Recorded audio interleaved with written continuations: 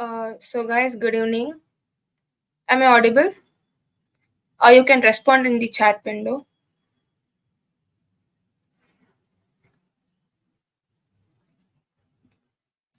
And today we are on the day 4. So let's wait for a couple of minutes till everyone joins and then we'll be getting started with today's session. Thank you.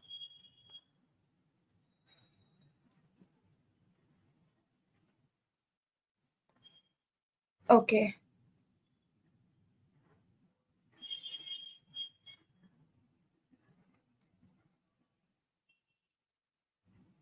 So guys, if you have any doubts regarding the previous sessions, you can ask me in the chat because let's start the session at 6:03 or 6:04 because only 15 have joined now.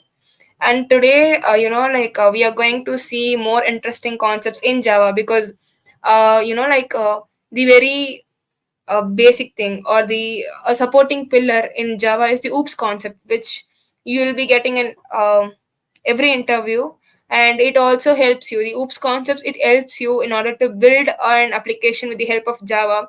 Because as we know, even though, we have several developments whenever it comes to web development technologies like Node or Mern stack, something like that. But still, in some companies, they use like Java for software development because Java is a more secure language. So good evening, everyone. You can respond. Good evening, and how's the Josh, guys?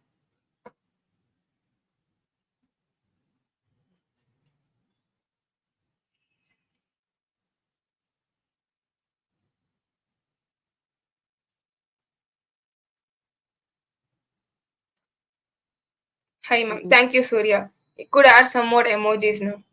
Like we'll be starting at 6:03 p.m. Okay. Only 11 has joined. So if you people have any doubts regarding the previous sessions, you can post it in the chat. Good evening, Vaibhav.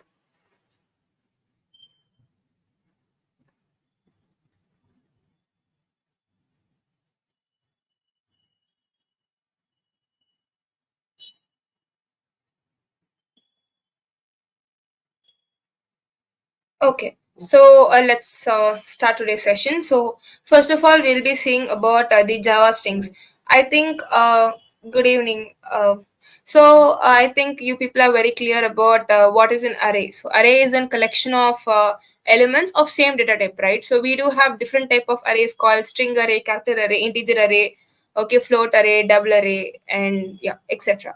Now, what do you mean by strings? So string is a class in Java, and also we'll be storing a collection of characters or a collection of symbols in the sense it can be anything, we usually represent strings in the form of double quotes, okay, double quotation marks, and I mean double quotes, it's not quotation, double quotes will be declaring how what a string is, and it is a sequence of characters or it is a collection of characters, okay. The characters can be anything, it could be a digit, a number, a special character, or it could be an alphabet, anything, okay.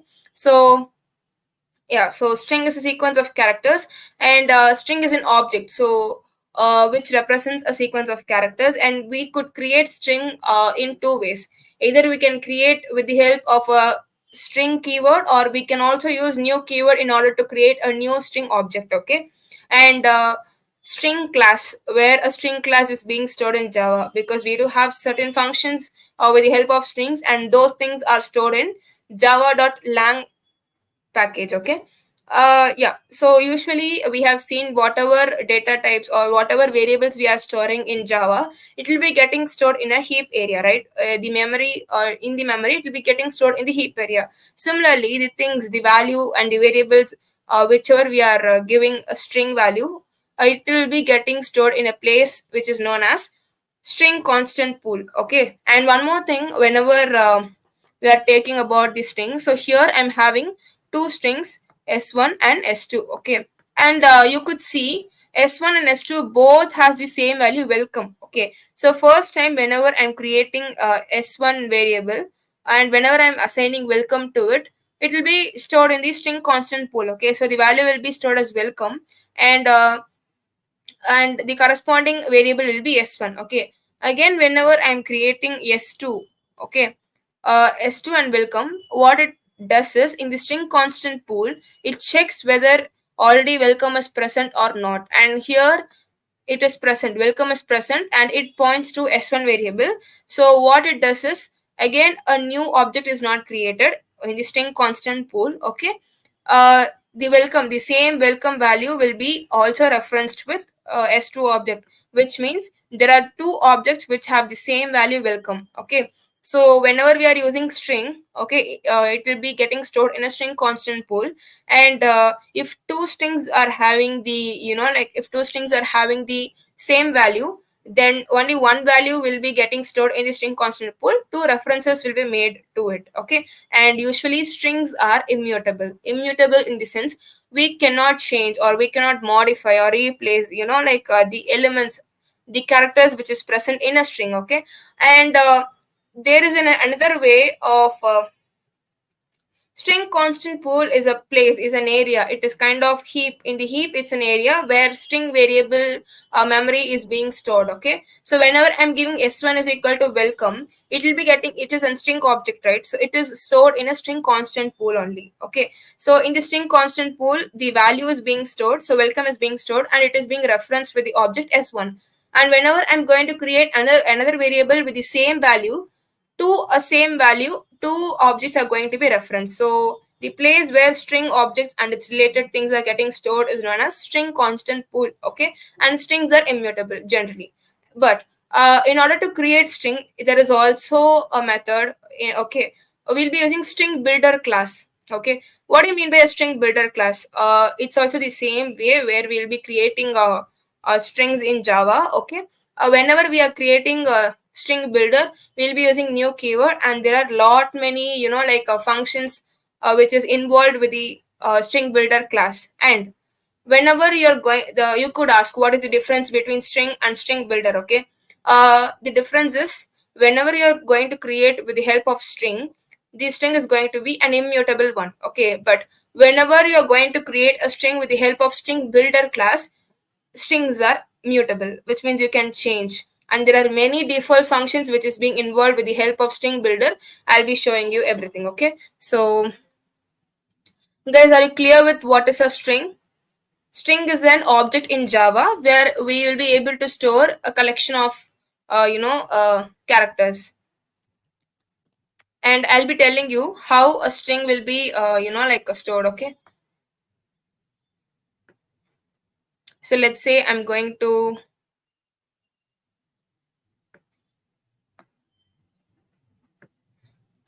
store Java. Okay, so usually, as I've already said, we are going to give a string variable inside double quotes. Okay, inside double quotes only we'll be storing the string, and I think you people remember, if you are using single quotes, then it means a character. Okay, and for example, I'm going to say, like I'm going to store this string as yes. My variable string variable name is s, and s is equal to, I'm going to store Java. Okay, J A V A, Java, and every time at the end of the string, at the end of a string, okay, you will be having a end operator \o, which determines or which tells us that there is a termination point. So \o is a operator which tells us this is the end of the string. Okay, so we do have end of string operator, it is. Okay, so this is how a string is being stored, and we can access the elements of the index with the help of indexes 0. Good evening, Leela. 0, 1, 2, 3. Okay, and whenever you're trying to print the length of the string, you'll be having a default function dot length. Okay, I mean string name dot length. Okay, So this is how a string is being represented. Okay, which means the string, this is the collection of characters, a sequence of characters, and every time at the end of the string you'll be having an additional character which represent end of the string, the terminating point. Okay, so we'll be able to access the elements of the string only with the help of indexes, and as usual, like in the case of the array, the strings are going to have indexes starting from 0. Okay, so are you people clear with the string concept?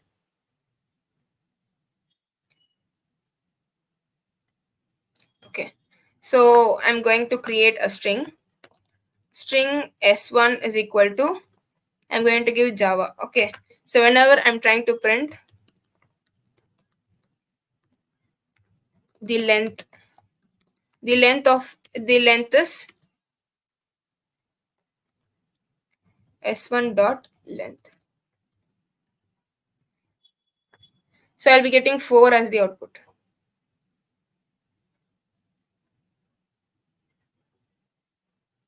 Okay, so the length of the string is 4. This is one way of creating a string, or you can also give, I mean, here we have seen in the PPT, right? So by string literal, we can create by using the string literal, or we can also use the new keyword. Okay, so new string of. We can also create in this way.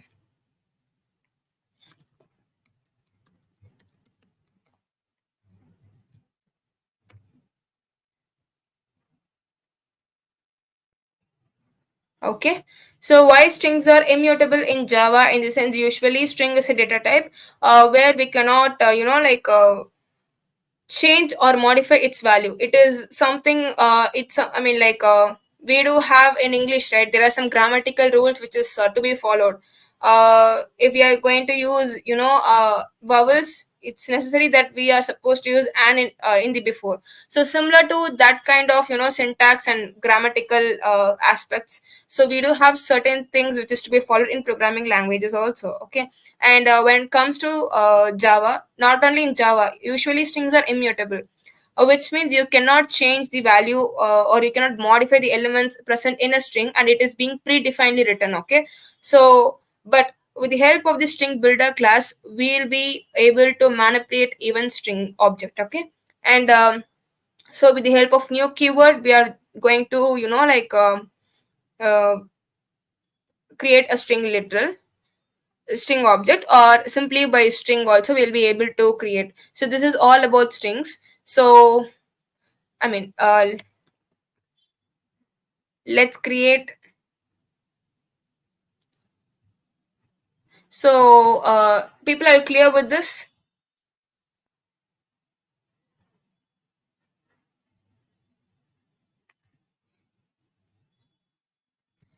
So we'll be seeing a couple of questions. Okay, so I just want to, reverse a string. Okay, string buffer and string builder. So string buffer and string builder are also the same thing, which is used to create a string object and in order to manipulate the elements of string. Whenever you are using a string builder and string buffer classes, as I have already said, strings are going to be a mutable thing, which means you are having many default functions like replace, concat, okay, finding the length, finding the capacity, substring, substring functions, everything which is being endured whenever you are using string buffer and string builder. So whenever you are using those kind of things, so it means like, it means like these strings are mutable. So reversing a string. Okay, so first question will be reversing a string, and next question will be checking whether a string is a palindrome or not. Okay, and the both the questions are, similar to each other. Yeah, so whenever we are going to reverse a string, if my a is, I mean, Java, then whenever I'm going to reverse, my result will be A, B, A, J. Okay, so just I'm going to reverse it.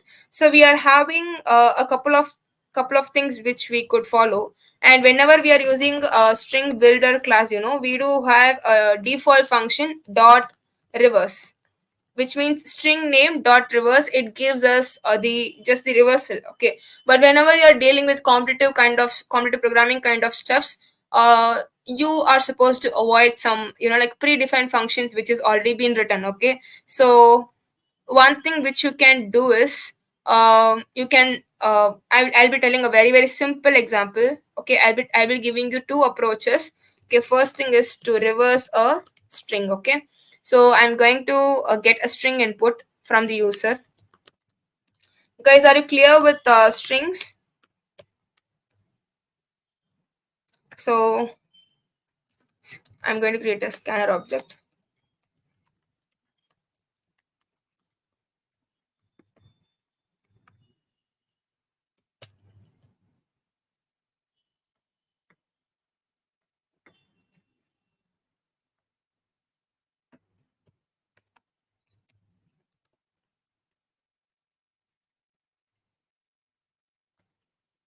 Okay, just I'm going to reverse it. Okay, so for reversing, this is a very brute force approach. Okay, this is a very brute force approach, and here I'll be also introducing the concept of what I mean by time complexity and space complexity. Okay, so yeah, I'm going to create my result string. Okay, I'm going to have a result string which is an empty, and at the end, like I'm going to print the reversed string as result.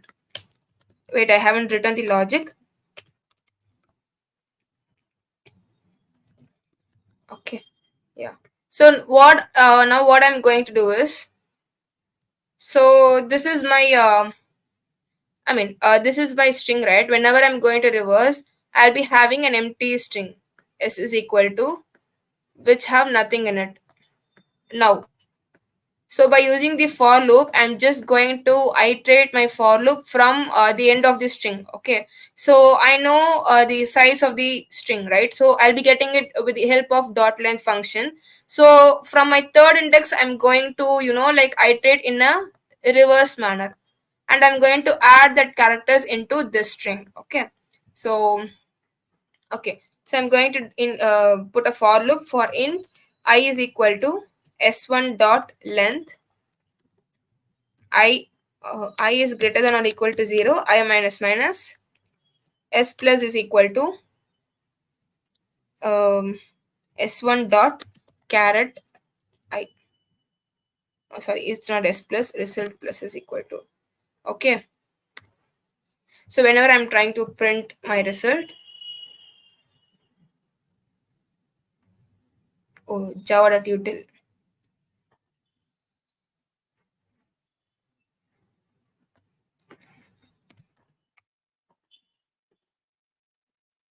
One second, guys. uh, okay, why this exception is being prompted? Because I'm giving s1 dot length. Okay, so s1 dot length, the length of this string. Wait, so the length of this string is 4, right?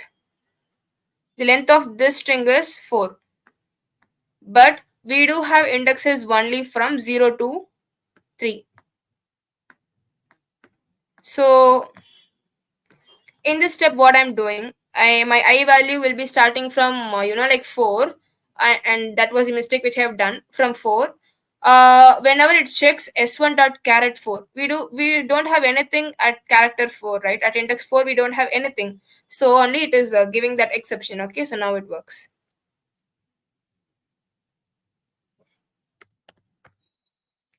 So does it make sense? So Java, so whenever it is being reversed, it is reversed. It is nothing but it's a very very simple approach, and this is a brute force thing where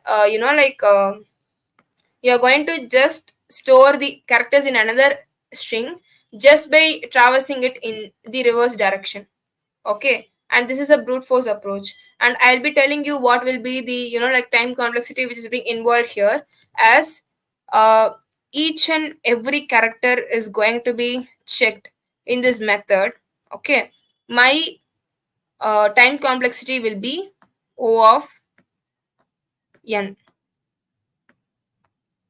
Okay, n is the size of the array. As I'm going to check each and every element in the array, so I'm going to traverse the entire array, right? as I'm going to traverse the entire array, so my time complexity is O of n. Okay, but whenever you're going to an interviewer and if you're asking like um, if you're giving this approach, he or she won't be satisfied with your approach because this is quite a brute force one. They'll be asking you to reduce the time complexity. Okay, time complexity, as I've said yesterday, it is the time taken in order to like run your program. Okay, so I can reverse a string with the time complexity O of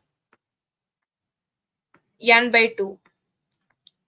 Okay, and I'll be calling this method as an two pointer approach. So I just want you people to know whether you are following whatever I'm saying until now, and is there any doubt, and do you people know anything about the two pointer approach? Two pointer approach.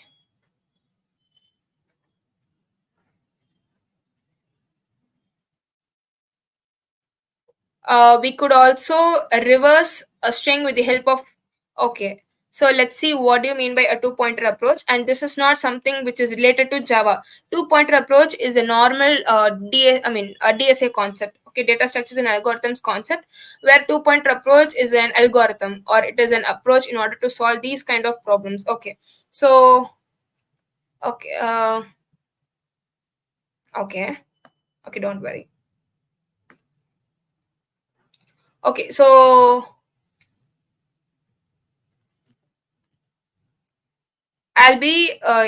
this is the way how to reverse a string.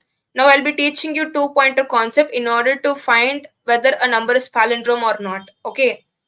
I'll be teaching you two pointer approach. What do you mean by a two pointer approach? And I'll be coding the thing whether to find if a given string is a palindrome or not. And you people are supposed to use the same two pointer approach in order to reverse a string, and it is quite very simple. Okay, after after you people know about two pointer approach, how we are using in my palindrome, you'll be able to do it. Okay. Yeah, so what is so people, do you know anything about palindrome? So what do you mean by a palindrome? Palindrome in the sense, see, RACAR. Okay. If my string is RACAR, whenever I'm going to reverse it, reverse of A, it is just going to give me the same RACAR, right? So I'll be telling my string A is palindrome. So whenever a string is given to me, okay, whenever an input string is given to me, if I reverse the string, and if the reverse string and the input string gets matched, okay, that time I'll be calling it as a palindrome. Okay, yeah, reverse of this string is going to be the same. Okay, so this even this we can do. Okay, even this we can do. See, um we can also follow this approach. Okay, so this is a brute force thing. So if s1 dot equals result, I'm going to print like it is a palindrome,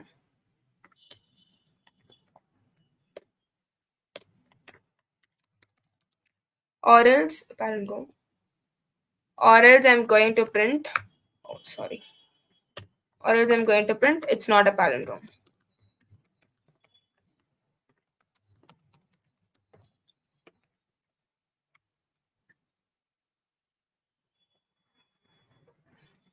Okay, just I'm going to give Java.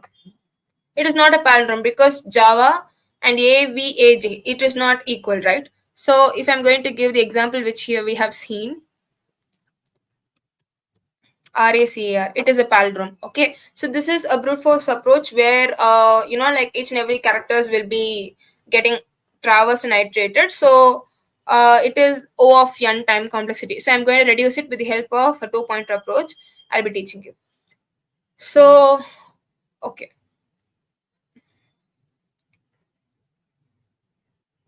so if my string is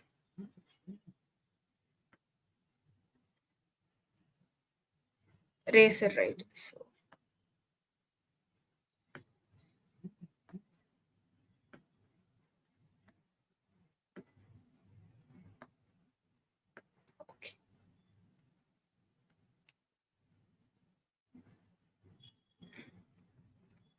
Okay.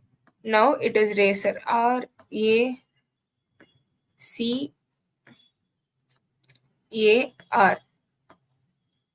So two pointer approach in the sense I'm going to keep track of two pointers. Pointers, people who know about C and C++. I'm not talking about that pointer which we are using there, okay, because their pointers are actually it is used to store the address of a variable, and in order to manipulate the value which is present in a variable in terms of its address, okay, which is stored in the memory. Here two pointers in the sense just two variables, that's it, okay. So I'm going to name my variable as left and right, okay. I'm going to have two variables, okay. And as it is a two pointer concept, what I'm going to do is um I'm going to keep my left pointer here,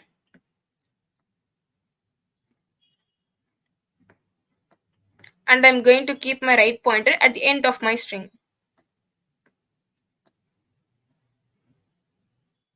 Okay, so how I'll be assigning it in my code? Okay, left is equal to 0, because 0 is going to be start of my string, right? 0, 1, 2, 3, 4. And right, I'm going to assign it as let's say this is s, okay. S dot length minus 1, because here length is 5, okay. S dot length minus 1. Here length is 5. 5 minus 1, 4. Then only the last element will be getting traversed, okay. So what I'm going to do is I'm going to, I mean, if it is going to be in palindrome, then both my input string and the reverse of the string must be same. So obviously, if this character and this character is going to be same, then okay, let's check. So here I'm having a left pointer and right pointer, okay. Now I'm going to check whether the character at the left and right is same. Good evening, Hema. So left and right is same. Yeah, it is same, right? So I'll be moving my left pointer. I'll be incrementing my left pointer, left plus plus. So my left will be coming here, okay. And I'm going to decrement my right pointer. So right will be coming here, okay. R, I'll be putting R. So now I'm going to check whether the character at left and right is similar, okay. Yeah, it's similar. So my left is going to be incremented, so my left comes here, and my right pointer is going to be decremented and my right comes here, okay. And it is going to check whether my character at left and right is equal or not. Yeah, it is equal, okay. So next what happens, my left pointer goes here and my right pointer goes here. So I have checked all the characters in this string whether it is equal or not. So it doesn't make any sense again to check again. So my condition will be I'm going to put it in a while loop, okay. So while left is less than right, less than or equal to right, or less than right or less than or equal to right, uh, the answer is going to be same, okay. So I have checked in this case my left will be 3, left will be 3, and my right will be 2. Once C is checked, my left pointer will be incremented and my right pointer will be decremented again. So my right is going to have the value 1 and my left is going to have the value 3. So here 3 is not less than or equal to 1, so the loop breaks, and that's it. So if all the things are similar, what I'm going to do is I'm going to return true, okay. So why I'm saying this takes less time complexity in the sense, here we are not checking we are not checking the entire characters. Of course we are checking, but at a single point of time we are simultaneously we are checking the first as well as the last character. So here the time complexity will be half of n by n, so the time complexity will be n by 2. So people, does it make sense? So are you able to understand the two pointers concept?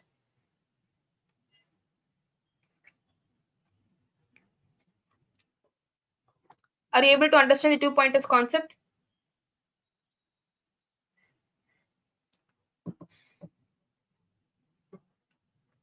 So do respond in the chat now. Otherwise, I'll repeat.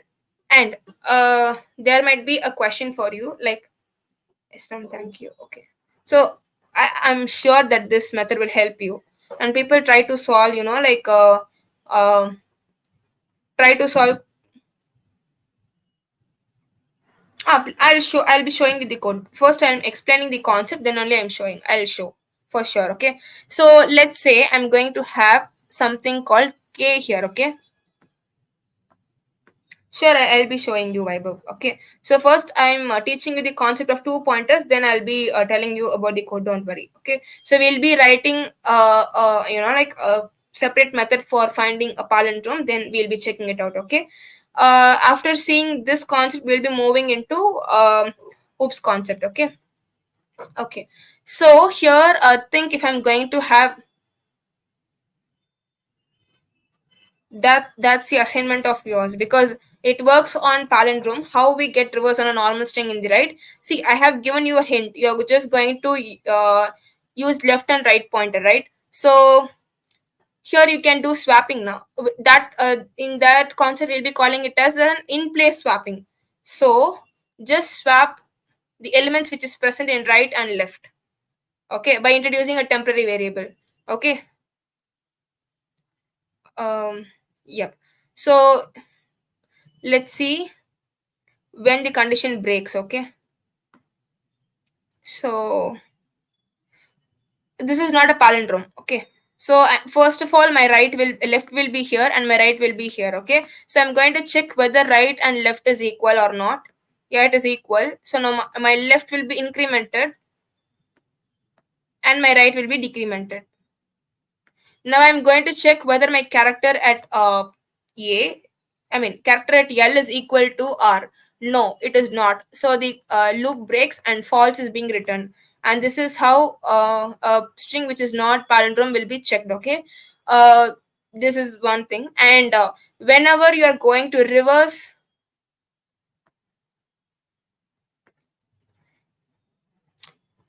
a string, what you will be doing is here you'll be having the left pointer and here you'll be having the right pointer, right? Okay. I think you people know what is meant by swapping. Swapping means just you are going to, if A and B, you're just going to swap the values of A and B's. Okay. So just swap the value of left and right. So this R will go here and this R will come here. Okay. So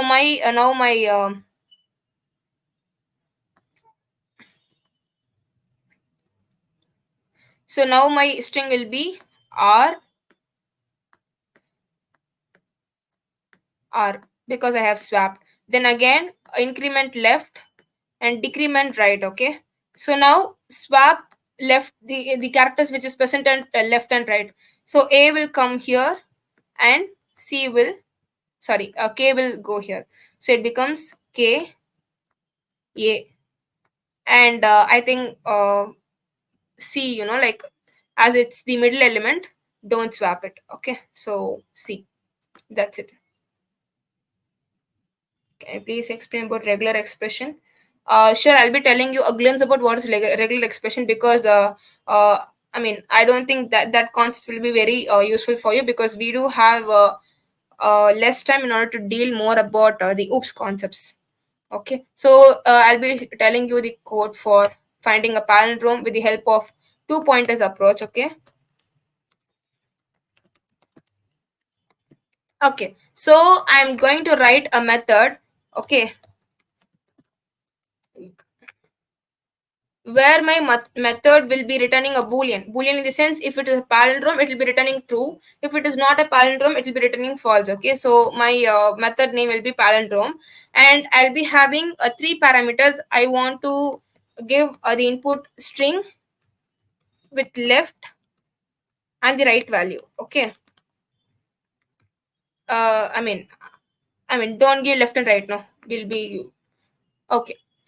So as I said, I want to maintain two pointers. So int left is equal to 0 and int right is equal to um str dot length minus 1. Okay, so while left is less than or equal to right, I'm going to check, okay, if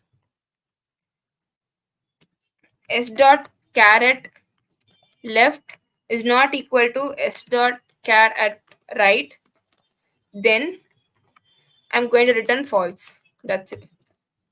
At the end, I'm going to return true. Return true. Okay. So if this condition is not satisfied, if both the characters are similar, okay, until this condition is met, that means the string is a palindrome, right? So that's it. This is a two-point approach, and I'll be passing a string here. Mm, As this return type is boolean, I want to store the result which comes from the palindrome method in a boolean. So boolean result is equal to palindrome of, I'm not getting a string in input is equal to sc dot next.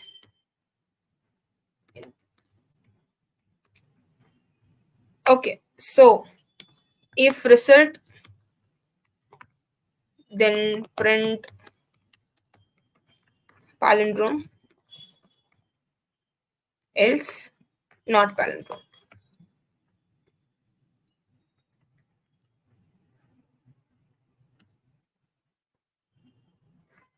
Okay, and this you can also tell if result is equal to true, it is also same like if result, because we know like in if condition, like if condition is true, then this statement is going to execute. As here result, if it is true means I think it makes sense for you, because if result and result is equal to true carries the same meaning. Okay, yeah, so this is a two pointers approach.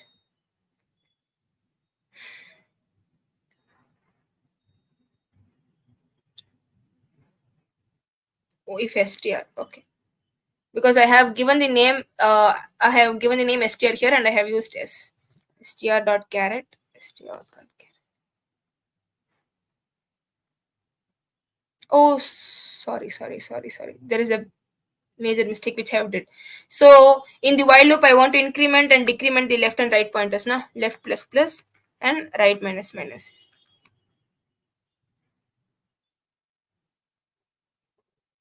Okay, so my if my like input is, it is giving as a palindrome, or if I'm going to give the same example, rackr, it is going to give not palindrome. Okay, so this is all about the two pointers approach. Okay, the time taken in order to execute this two pointers approach is O of n by 2.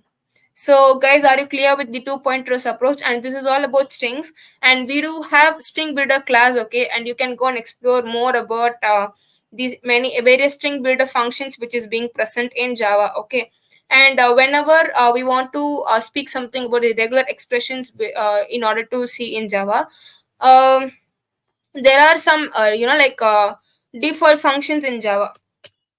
Whenever a user is giving a particular input, for example, if he is giving an input as digit, I want to check if it is digit in a string. I can a regular expression is something which is used in order to check a pattern in a string.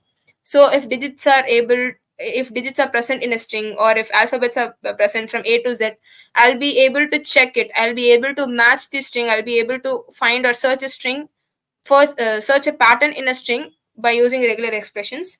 Okay, so are you people clear with two pointers approach?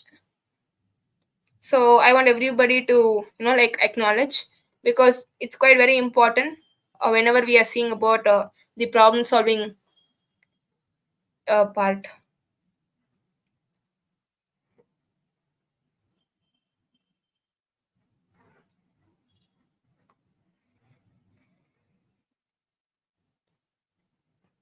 And next we'll be seeing more on the oops concept. Okay, object oriented programming concept. Okay, so and I mean, as I already said, uh, pattern problems are quite important in the aspects of interview. So I'll be following a Stiver sheet in order to solve DSA problems. Okay, so you could use this website and it will be very helpful in order to solve patterns. And there'll be 22 kind of patterns. You can solve each and every pattern here. You can have an example of how a pattern will be, and what and all the different types of patterns which can be asked in an interview, and you can practice it here. Okay, so as we are running out of time, I couldn't solve each and every pattern, but you can have a practice on this site. Okay. Okay. So next thing is, um we'll be seeing oops in the sense object oriented programming concepts. And as I already in my already said in my first session, like Java has oops in it, and oops is the major pillar in Java, because uh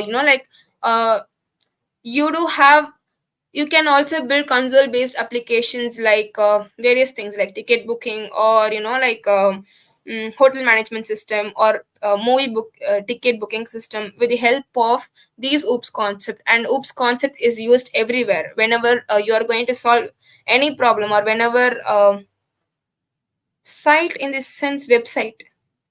Okay, so whenever you are going to solve any real time problems, oops will be very useful to you. Okay, and in Java everything is represented in the form of class and objects only. So for example, okay for example see I'm the teacher of a class, and I'm having the records of 1,000 students. Okay, I want to store these 1,000 students records or data in a particular database. It could be SQL or no SQL, anything is fine. Okay, for example, I cannot each and every time, I cannot give the attributes of each and every student, because all the students attributes is going to be same. Okay, for example, I'm going to take the students which is present in a particular department. Okay, so whenever I'm going to site name, okay, just put no just put um pattern problems, pattern printing stiver sheet, website link. Here is the website link, which is this one, because bad network didn't see. Just put a pattern problems stiver sheet. Okay, I'm not sure whether you people will be receiving here.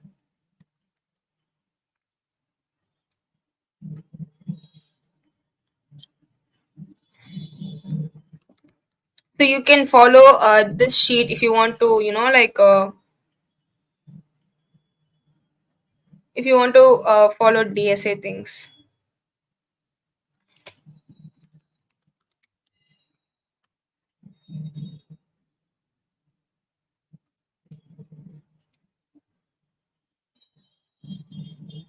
People are getting it.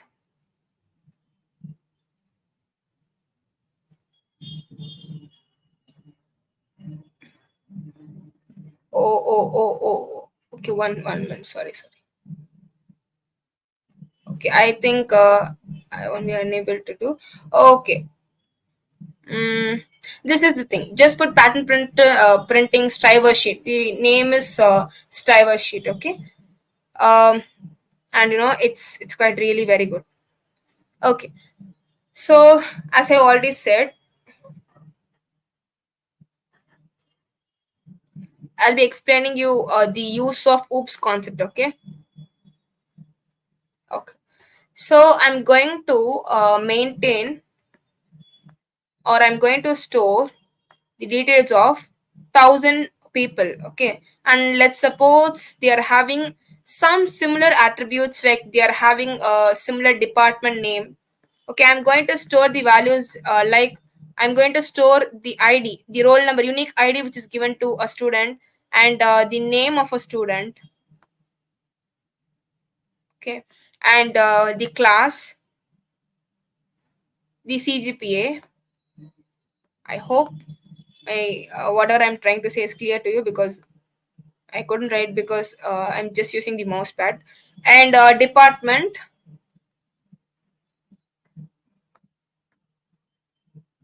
I couldn't join the one second. Wait,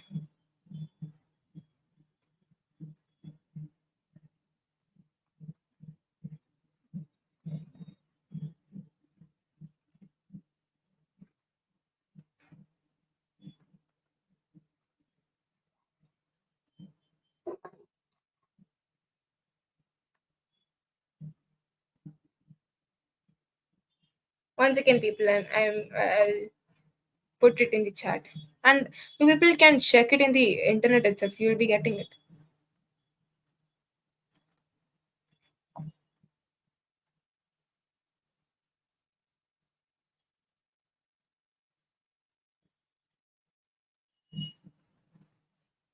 So I'm sharing the link. Okay, from the ID Latika J.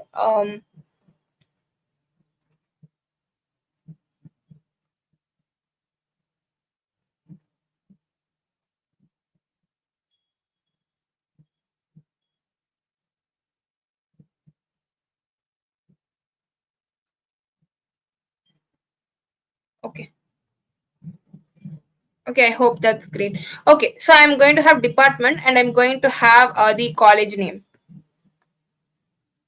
Okay, I cannot go and create a separate entity for all these thousand students, right?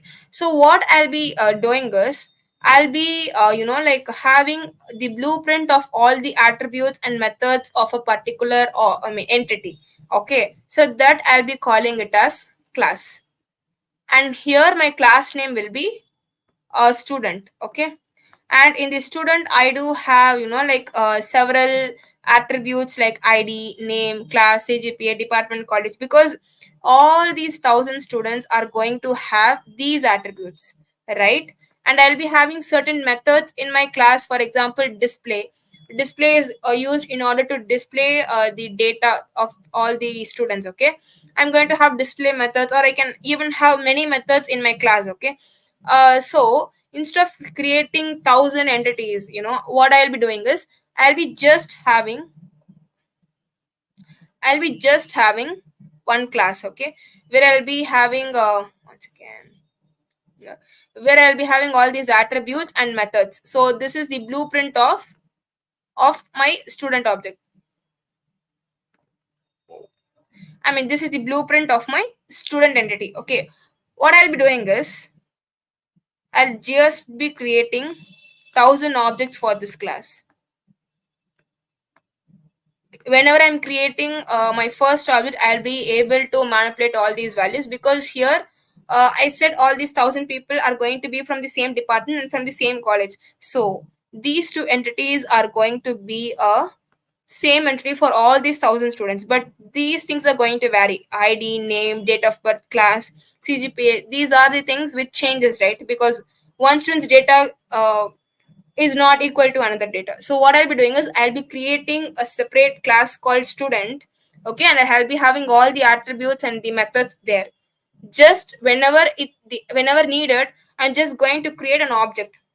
So thousand objects I've created. Now if I want to add another student in my record, in my database, just I'll be creating another object for this particular student class, and then I'll be saving it in my database. So this is the main thing or ideology about how a class and an object works. And ops concept, in the sense, there are, in order to manipulate all these things, because whenever we are taking some things like ticket reservation system or hotel management system or movie ticket booking system, everything comes in this way, right? Because let's take an example of IRCTC portal. So every passenger will be having a seat ID, like the birth number and all those things.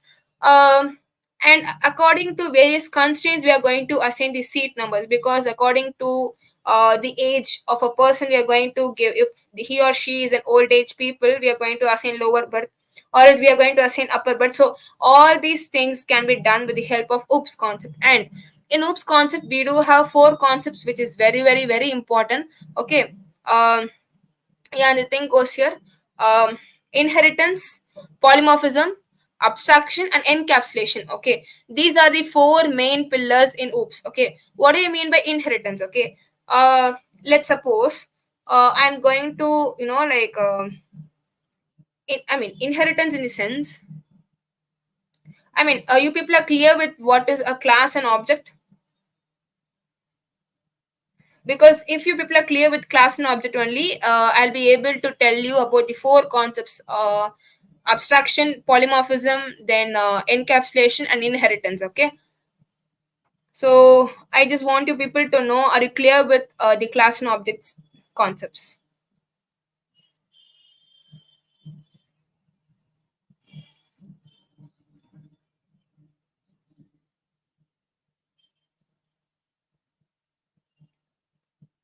How many ways we can create an object? You can create an object either by using new keyword, okay, but if you are going to give your class as a static thing, or if you're yeah, if it is an static class, okay, you can just like that call the method directly. If it is your static class, and if it is your static method, you can call the object directly without even creating using the new keyword, because we do have two ways in order to create an object. One is by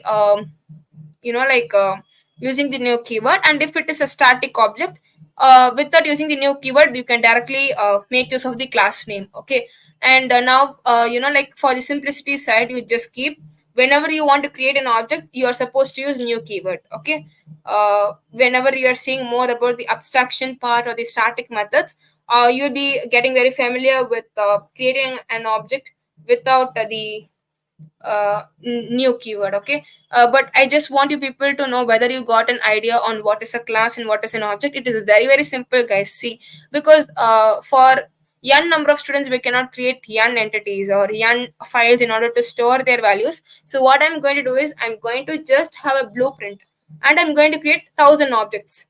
So I'm just going to create manipulate the class 1,000 times in order to create 1,000 objects. That's it. Object in the sense, object here refers to a single student. That's it. Okay, so are you people clear with the concept of class and objects? Next we'll be seeing, why only racer, ma'am?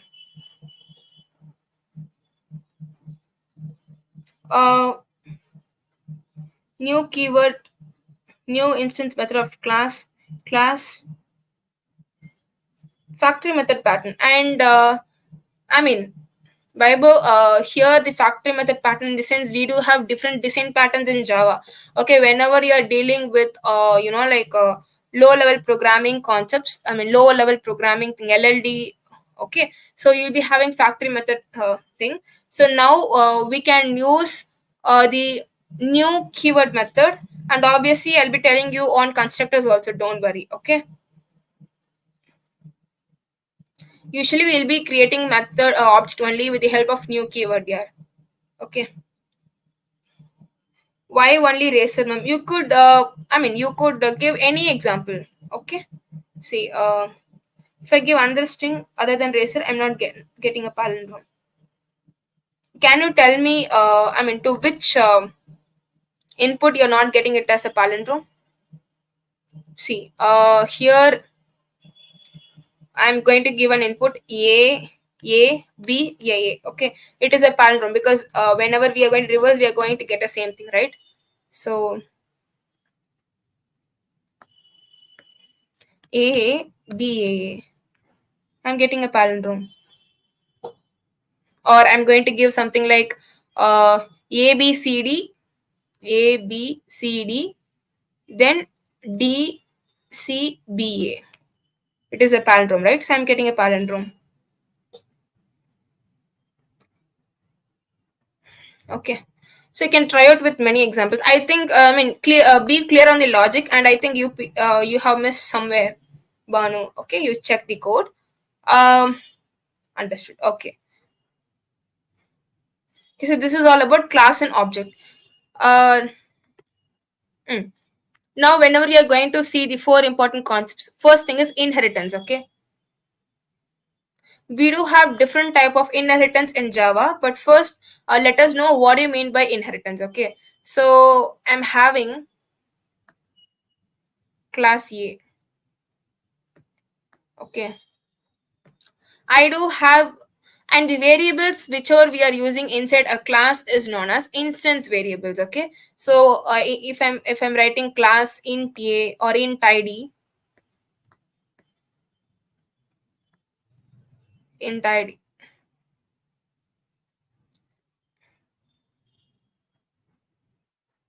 You're using space inside string. Yeah, it works if you're using space. But here, yeah, it works. Right. A, B, B, A. It is palindrome. Clear vibe? Because even space, so whenever, oh, I forgot to say all these things. Okay, so whenever the string is being represented, if it has any okay, if it has any space, space will also be taking an index. A space B space B space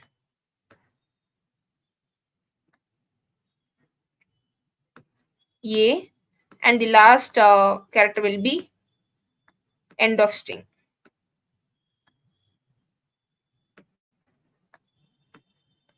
So my indexing goes 0, 1, 2, but he is getting more space, maybe 3, 4. So if you're giving more space also, it checks. Okay. So the yeah. Okay, guys. So we do have many things to be covered. So I'm giving int ID and int name. Okay, right. Mm, so I'm just going to have a class. Okay, class student. Okay, and I'm going to have two attributes of a student, int ID, string name, and int marks.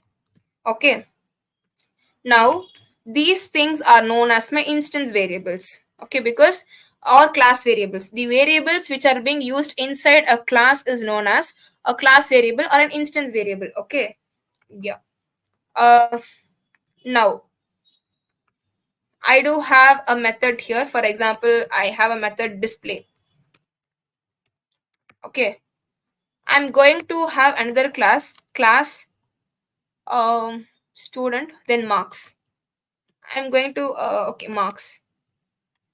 So in this class marks, I'm just going to validate whether a student is getting pass mark or if he is getting a fail mark. Okay, with the help of these marks, I'm just going to report I'm just going to do some kind of reporting, or I'm just going to generate a mark sheet on that. Okay, so in order to handle the marks of a student, I'm going to have another class which is known as marks. Okay, now I want to use I want to use I want to use the same attributes which is present in class 1, a class student, here also. Okay, I don't want to again, like give int id, int name, a string name. I don't want to give the attributes again. I just want to use the attributes and methods which are being declared or which are being used in another class already. So what I'll be doing is I'll be inheritance. I'll be inheriting the properties. I'll be inheriting the attributes and methods which is present in this class. I'll be including it in my current class. So for which I'll be using extends keyword, extends student. Okay. Now what happens is, in my marks class, I'll be able to access the entire student class. I'll be able to make use of id, I'll be able to make use of name, I'll be able to make use of marks, and I'll be able to make use of various methods which is being declared in my class student. And whenever a class is inheriting another class, this is known as the child class, and this is known as the parent class. Okay, so this is what do you mean by inheritance. Okay, so inheritance in the sense, I'm already having a class called student, and I'm having a set of instance variables, attributes, and I'm having some certain functions, many functions you can have. Void, set, get, many functions you can have. Okay, so I'm going to make use of all these things in another class. So because of which I'll be using extends keyword in order to use all the things which is present in my parent class. So this becomes my child class and this becomes my parent class. So does it make sense? And we do have many types of inheritance in Java. single inheritance. Okay, single inheritance means this is single inheritance. Okay, and we do have multi-level inheritance. Multi-level inheritance means, see, I'm going to have a parent class student. In class marks, I'm going to extend the functionalities which is present in my student class, and I'm going to create another class, pass or result. I'm going to have another class which extends the child class of the student class. Now I'll be giving marks here. So this is multi-level inheritance. From A, I'm going to inherit B, and from B, I'm going to inherit C. This is multi-level. Okay, and I'll also be having a hierarchical. Hierarchical in the sense like from one class, we inherit multiple classes. So this is my parent class. I'm going to use this parent class in two classes. So class marks as well as class result. So what I'll be doing is, here also I'll be inheriting my student class. So these are the different types of inheritance which is present in Java. Okay. So this is what you we'll be working in code part, don't worry. Okay, and now I'm just giving the interaction thing about what do you mean by inheritance and all those things. Okay, so this is the meaning of inheritance. So you have written a class with certain properties and methods. In another class, if you're going to use the same thing which is present in previous class, so we'll be inheriting the previous class. Okay, and the class from which it is inherited is known as parent class, and the class which is going to follow the inheritance concept is known as the child class. This is all about inheritance. Okay, then what do you mean by polymorphism? So poly means multiple. Okay, so for example, okay, I'm having two methods. Okay, I'm having two methods with same name. Okay, I'm going to have void display method in class student, as well as I'm going to have void display method in my child class also. I'm going to have two methods with same name in my parent as well as my child class. Okay, now here I'll be asking my display method to print it is a parent class. See, guys, I'm just giving the introduction. Just listen to what I'm saying. Okay, for sure we'll be working on the coding part. Don't worry. And in my child class, I'm going to print. My display method is going to print saying that this class is a child class. Okay, so same method name, display and display. It is taking various roles. Okay, in the class student, my display method is going to print something, but in my marks class, the display method, same display method, it's going to do some other functionality. Here we are just asking the display method to print. Okay, but there could be some other functionality. So whenever a same method is going to have two different functionality in two different classes, we'll be calling it as the method as polymorphism. A method, a method can take two functionalities. For example, if a person is there, okay, uh, if he is teaching you some concept, means in the school he'll be taking the role of a teacher, but whenever he goes home, so he'll be taking a role of a father, or like he'll be taking a role of his father or a family man, right?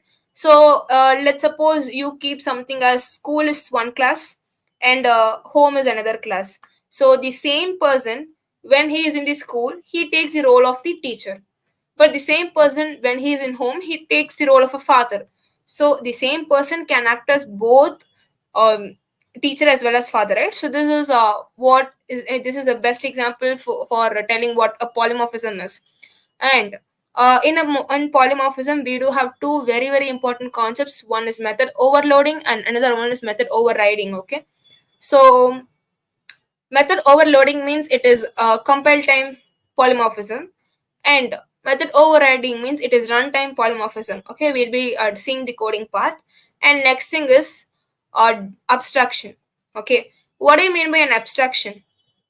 uh, so for example, we are using WhatsApp, right? WhatsApp, or okay, let's take a very very simple example. I want to call my friend. Okay, what I do, people are getting what I'm saying, or I'm very fast?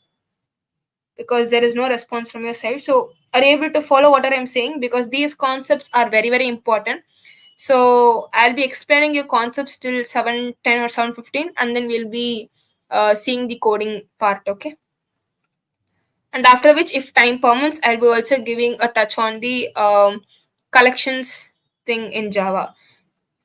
So fatafat you reply now, like ma'am, it's a little bit fast. Okay.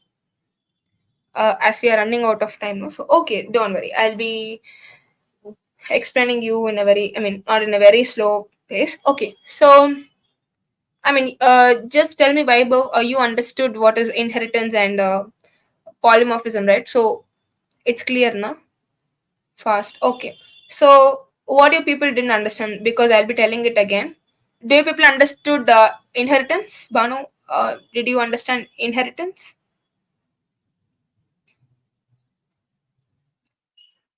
And do you people understood what do you mean by polymorphism? If not, I'll be again repeating it. Polymorphism. Okay.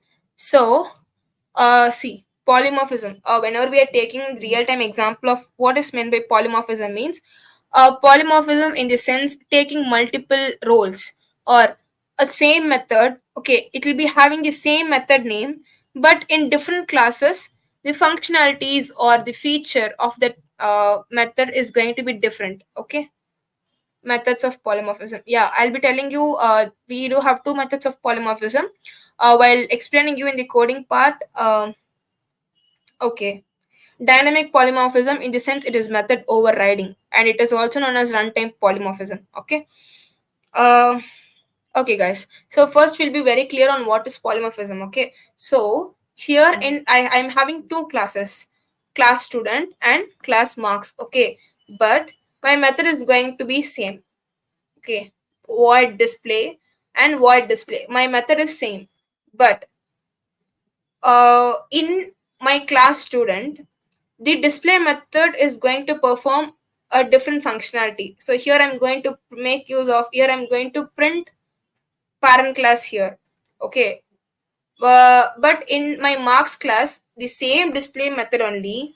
Okay, it is going to do another functionality, which means the best example of what a polymorphism in the sense, let's take a person. Okay, so let's take two classes. One, my first class is school and my next class is home. Okay, now in school his role will be a teacher, right? So let's take school, and let's take this as, like home. Okay, let's take the person as display. Okay, I mean, in the sense the person refers to display method. Okay, I mean, keep something like that. So in the school, the person behaves as a teacher. Okay, the same person only, he's going to behave as a teacher in school, in school class. Okay, but when he comes home, so in the in home, the same person, the same display method is going to take the role of father. Okay, so the thing is, one person only, one method only, but in school class it is like it is doing one functionality, it is teaching to other students, but uh, in home it is doing another functionality, the person is a father. So this is what do you mean by polymorphism. So one variable or one method will be having different functionalities in different classes. So now does it make sense what do you mean by a polymorphism? And we do have two methods of polymorphism. One is runtime polymorphism or dynamic polymorphism. Another one is compile time polymorphism or static polymorphism. Okay, so runtime polymorphism is something known as method overriding. Okay, and compile time polymorphism is something known as method overloading. Okay, so just keep the theory things with you. I'll be starting with the coding. Okay, and very fast.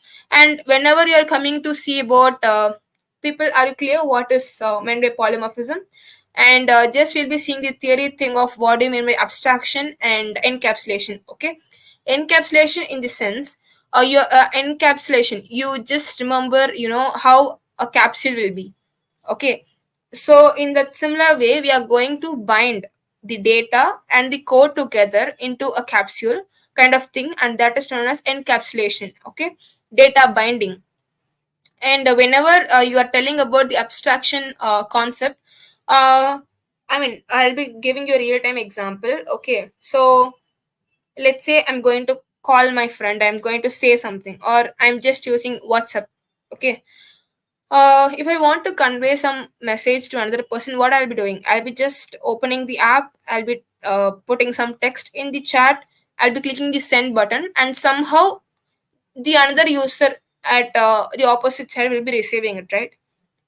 I'm just using the functionality, but I don't know at backend what and all the process that is being carried out in order to send a chat from my mobile to my friend's mobile. In the sense, abstraction in the sense, hiding the like confidential thing, or uh how that particular, I mean, what will be the result of that particular method, but you don't know how it actually works. So abstraction will be achieved through abstract class and static methods.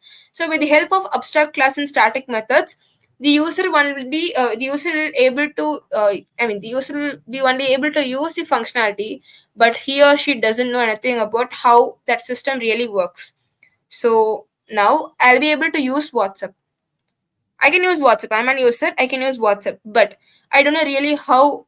Whenever I'm giving that, whenever I'm clicking the send button, it is getting reached to my friend. I don't know how the backend functionality, but I'll be able to use the features of that application, but I don't know how it works in the backend process. So this is what I mean by abstraction. Abstraction in the sense, you're going to hide the data from the user, and the user will only be able to access the functionality of that particular class, but he or she doesn't know what and all the things which is present in that particular class. I mean, the attributes and the methods which are present in that class, he or she don't know what exactly happens, but they'll be able to just make use of the class, or just make use of the functionality. So these are the four pillars in oops concept. Okay, um, so now we'll be seeing how to create an object and how to create a class, how to specify the things. Okay, so people, just let me know, like, are you clear? Are you clear with what is meant by in theory thing, in theory part? Are you clear with what do you mean by like inheritance, polymorphism, data binding, and abstraction?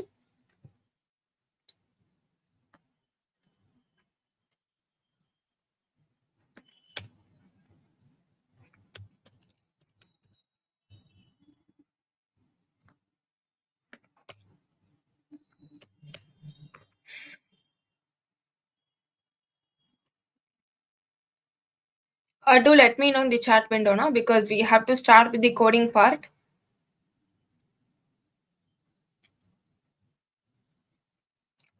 Banu, Vaibhav, it's clear? Okay.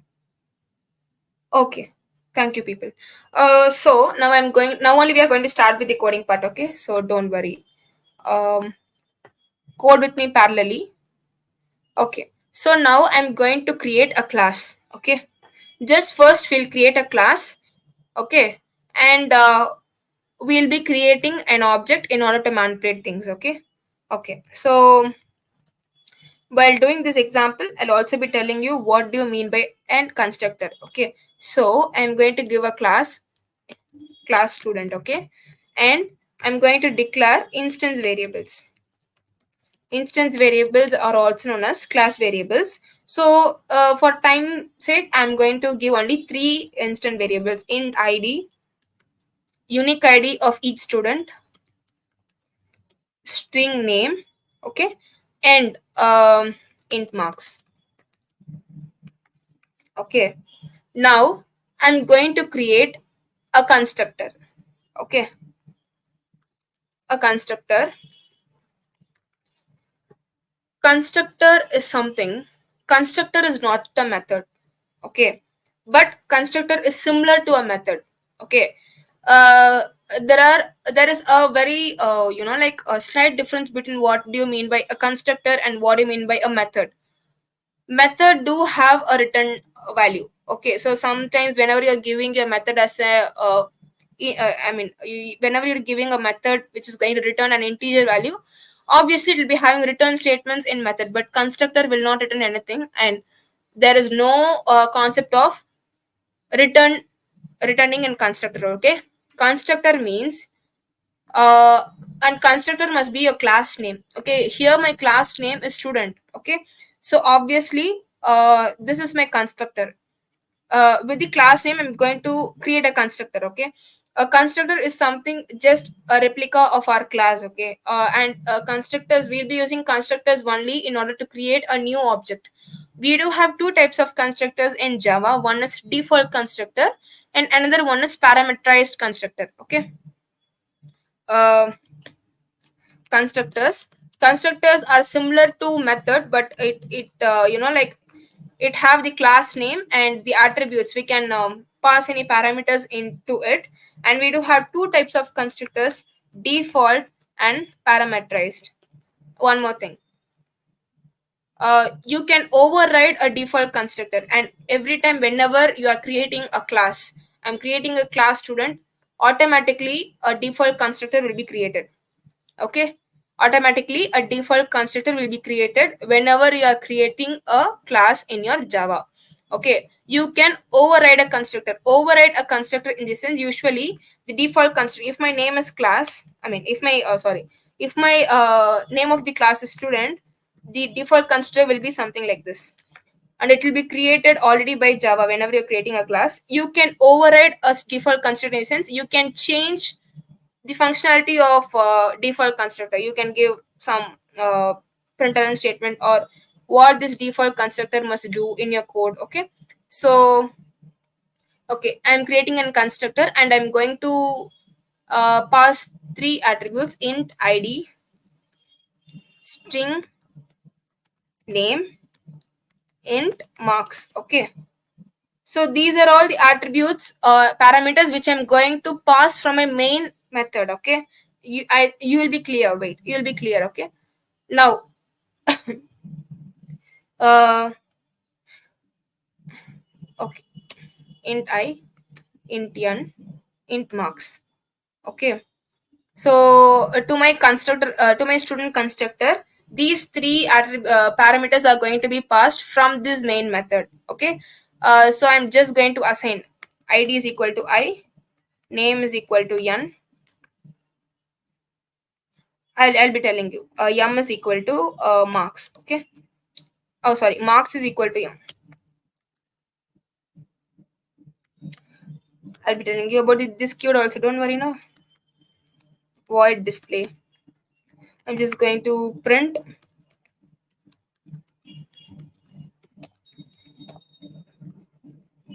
I plus name plus marks. Okay, so here I'm having a class student. These three are my instance variables, and this is my constructor. Where in my constructor, in my main method, I'm going to pass three parameters, and I'm going to assign this ID is equal to I, name is equal to the name which is coming from the main method, and marks is equal to yum. And this is the method which I'm using in my class in order to print all the values, okay, of my ID. Here ID must be there, ID, name and marks, okay. Now in my main method I'm going to create a new object. So in order to create an object for a class, first thing must be your class name student, and your object name object 1 or student 1 is equal to new student of, you have to pass 1 comma, I'll write my name, keep the comma, marks as 68, okay. This is not a method, this is a constructor, and this is what is known as a parameterized constructor. Parameterized constructor in the sense, I'm just going to pass some values inside my constructor. Okay, so I'm going to and we need constructor in order to create an object. In order to create an object, we need constructor. Okay, uh, that is the use of constructor. So here I'm creating student one object where student is the name of the class, and this is my constructor. Parameter is constructor. I'm passing three values. Okay, now the student object will be created, and this will be going and checking with this constructor. Okay, now the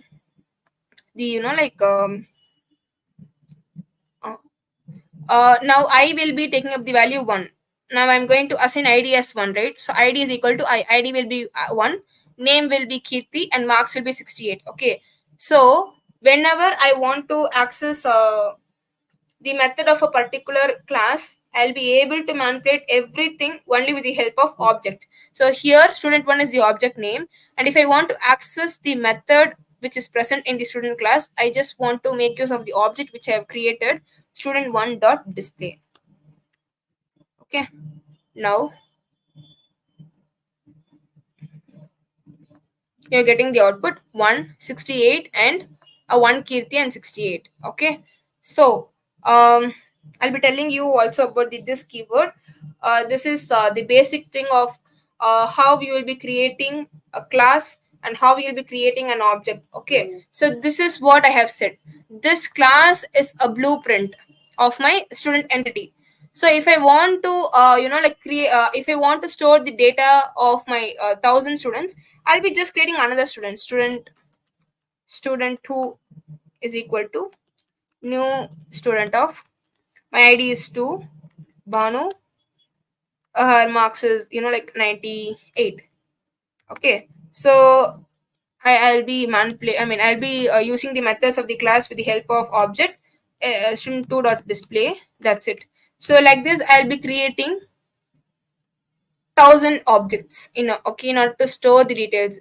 So people, now do you have an idea about what classes and what an object is and what an constructor is? Here it is an constructor only. Okay, and constructor will not have any written value. Okay, but it acts similar to a method only, but the major difference is it doesn't have a written type. The functionality will be same as method, but it is not method. Constructor is not a method. Okay, and I'll be also telling where you'll be using this keyword. Okay, so I just want to know whether this code is clear to you people or not.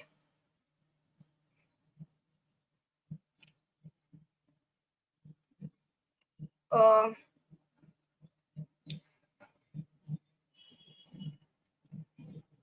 Guys, reply it in the chat window, no? So, Dheeraj, are you clear why we need a constructor? We need constructor in order to create an object for a class. Okay, and whenever you're creating a class, already a default constructor will be created by your Java itself.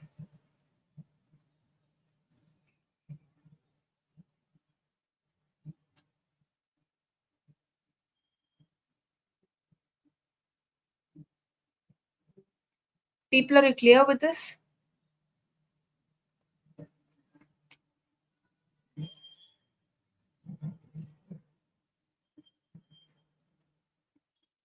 Okay, so are you clear with this code? So next we'll be seeing about inheritance.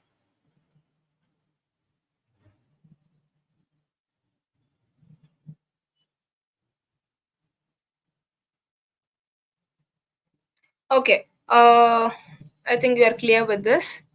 If you have any doubts, you can ask me. Okay, thank you, Banu. So now I'm going to do inheritance. So this is going to be my parent. So this is going to be my parent class. Okay. Uh, mm. Now I'm going to create class result, which extends the student class. Okay. Uh, this and this. Okay. Thank you for remembering. Super keyword is it is used in order to differentiate super keyword, it is actually used to tell the class that it is the variable which comes from the parent class. Okay, yeah. So see here, the I mean the parameters which I have like given in my constructor is n and m, which is not equal to id name marks, which means my instance variables and the variables which is coming from my main method is not same, right? It is different, so that's why I'm giving assignment like this. But what if my instant variables as well as I'm naming the variables which is coming from my main method in the same thing? It'll be getting it'll be getting confused, right? If I'm going to assign id is equal to id, name is equal to name, marks is equal to marks. Okay. uh we don't know which id means instance variables and which id refers to the variable which is coming from my main method.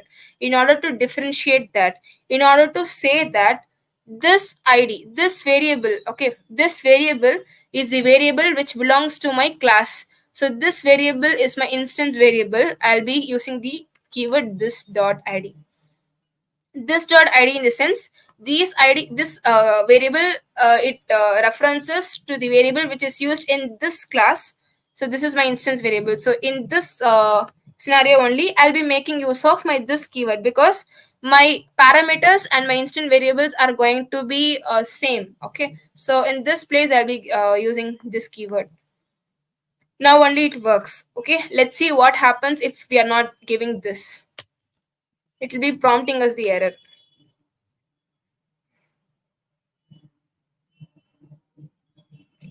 Okay, it is assigning null values because it cannot find the difference between which is the variable which is coming from the main method and which is the method, which is the variable which is referencing to the current class. Okay, yeah. So here I'm giving class result. Okay, class result extend student. Okay, I'm just going to give a basic thing. Void, mm, void parent system dot out dot println. It is a parent class. Okay, I want to make use of this method in my extents, in my child class. Okay, so see, I have only declared and I have only given the definition of my parent method in my parent class. Okay, I haven't done anything in my child class, but now I can make use of. Yeah, you can extend two classes at a time. Yeah, you can extend two classes at a time. Okay, so now I'll be using I'll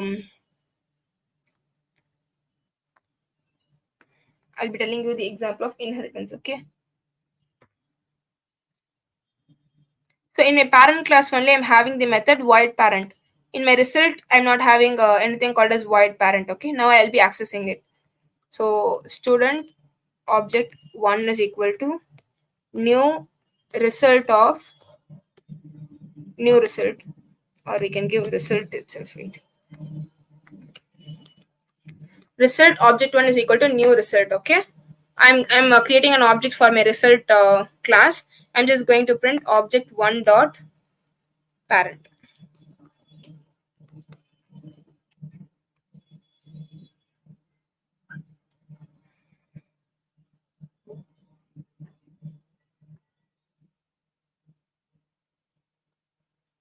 Required arguments in. Okay, right.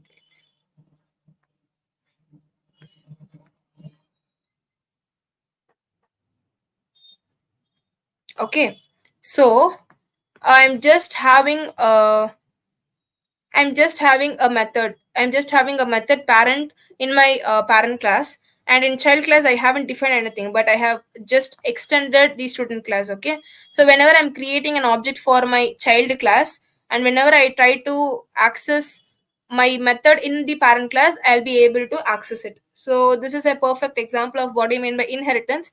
Guys, as we are running out of time, I'm just giving you the idea of what I mean by inheritance and all those things. And I think I mean, you work on more examples. Okay. um and I'll be giving my mail ID. If you're having any doubts, just mail me. Okay. mm, yeah, this is all about inheritance. Okay, and you can do many things with inheritance. So the error which I have caught in my previous thing was, in my parent class I'm making use of the instance variables id, name, and marks, right? So I am supposed to use those things even in my child class. That's why it has prompted me with that error. So next thing what we'll be seeing is the polymorphism. Okay, so people are clear with this? You can extend two classes at a time.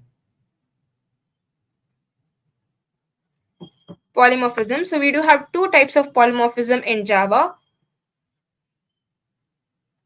You can create. You can create a reference of. You can create student. It works again. You can create. Okay. Okay. So we do have two methods of polymorphism: compile time polymorphism and runtime polymorphism. Okay. So runtime polymorphism is also known as method overriding. In the sense, uh what's the difference? Okay, so whenever you are creating a reference to, like the child class. Okay, and wait, now you'll be knowing the difference.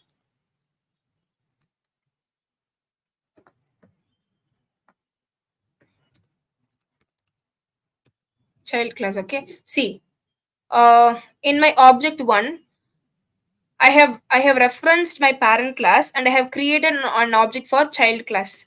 Okay. Now whenever I'm running this example, I'll be getting the output as parent class, because the reference has been made to the parent class only. Okay. So the this object, it refers to the things which are present in the parent class, but I'm going to create an object for the result class. So here it checks for object one dot parent method. So as we have given student here, the output will be parent class only. Okay, this is what is known as method overriding. Now when I'm giving um, result object 2 is equal to new result object 2 dot parent, I'll be getting child class here. Okay, child class and child class once again. Mm,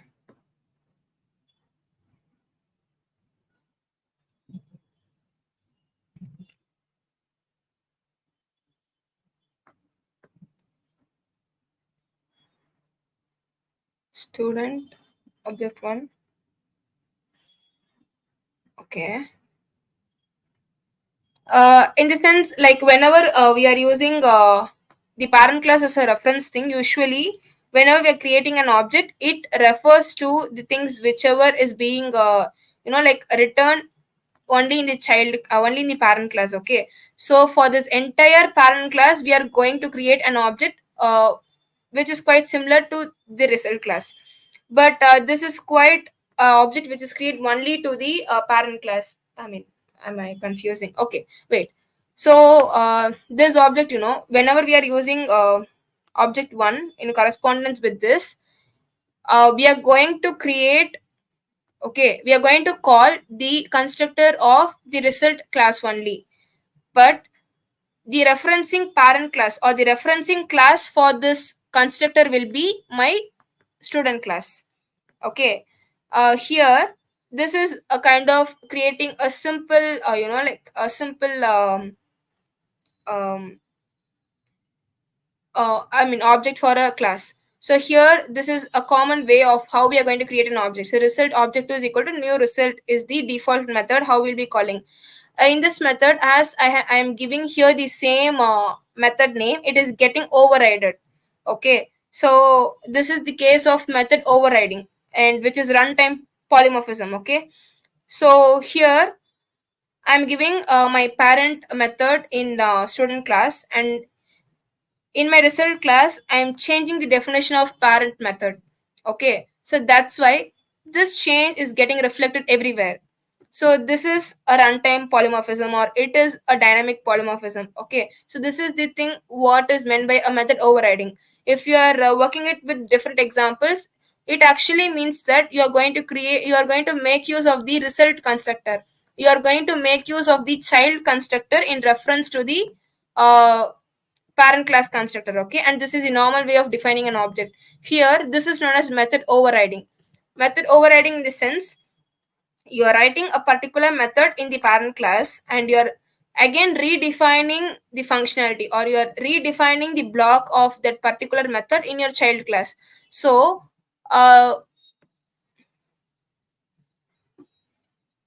runtime polymorphism, it is in the sense, that's what I'm saying, no, it is over method overriding. Method overriding is known as runtime polymorphism. Okay, um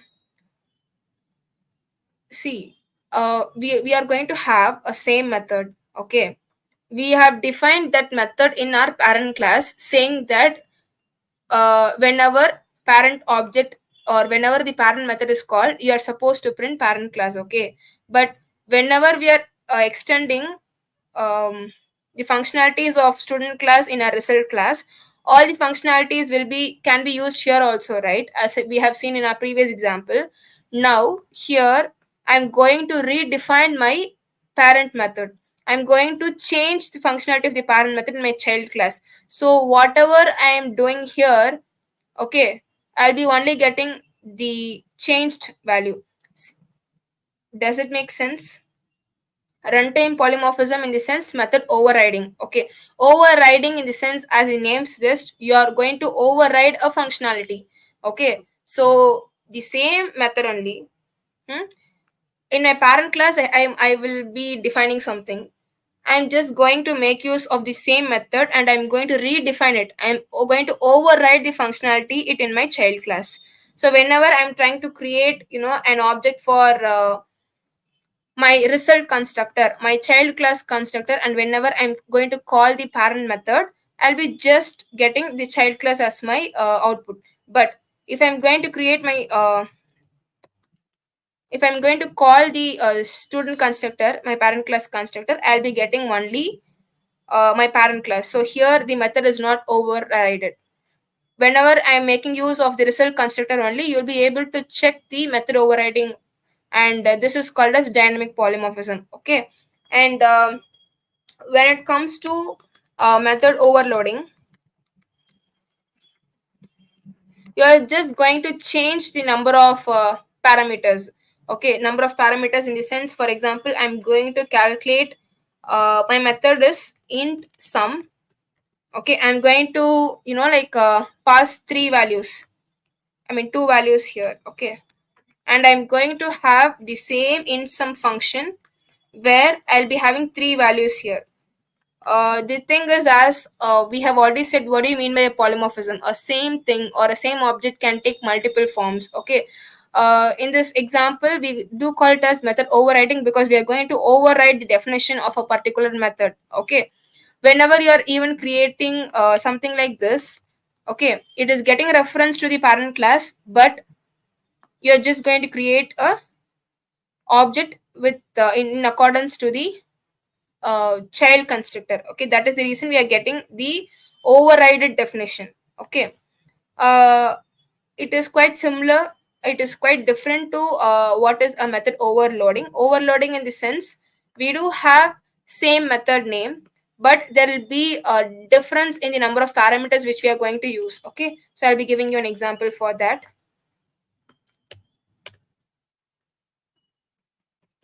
Okay, this is method overriding, right?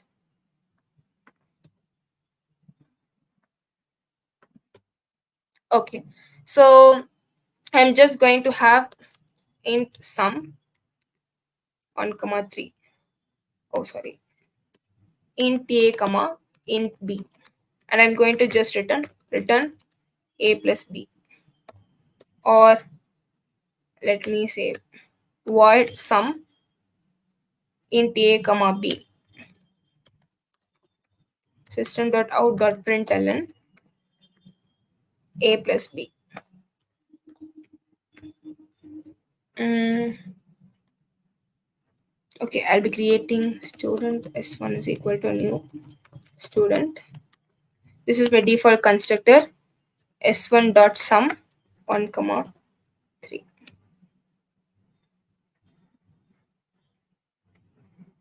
Okay, it works.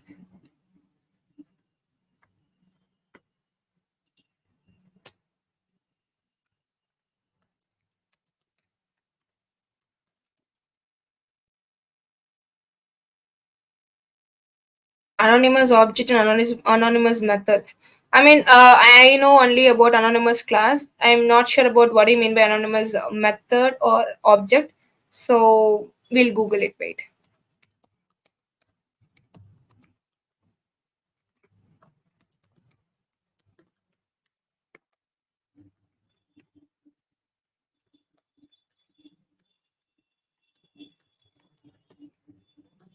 Sum of three variables.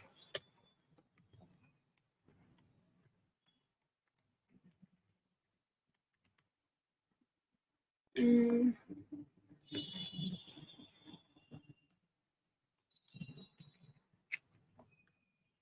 okay. So this is what is known as method overloading. Okay. My method name is same, sum and sum, but in my first sum method, my number of parameters which I'm going to pass to my sum method is 2, a and b.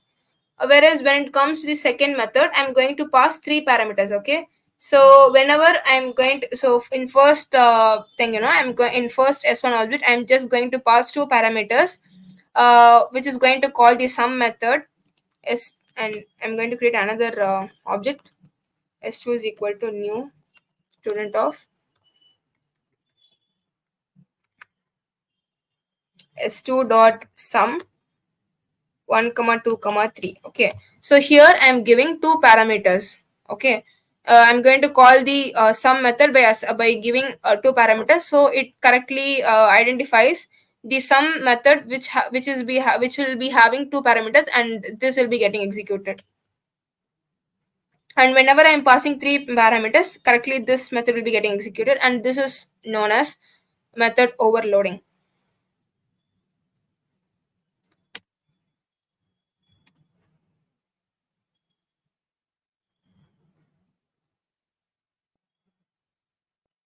Okay, so this is what is known as method overloading, and this is also known as static polymorphism. Okay, where there will be, like the change in the number of parameters, and this is also known as method overloading. So for example, you are having void sum, and my first parameter is going to be an integer and my second parameter is going to be a float. Here the number of parameters is same, but there is a change in the data type, right? So this three corresponds to method overloading. Okay, so just there will be, like the difference in the parameters or the difference in the data type of the parameters, you'll be calling it as method overloading. Okay, so this is the example of um compile time polymorphism. Okay, can we create anonymous object and anonymous methods? Okay,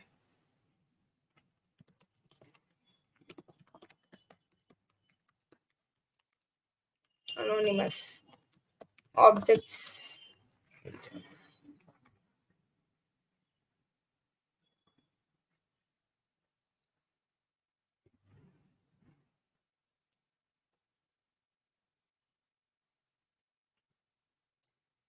What return type you're going to change?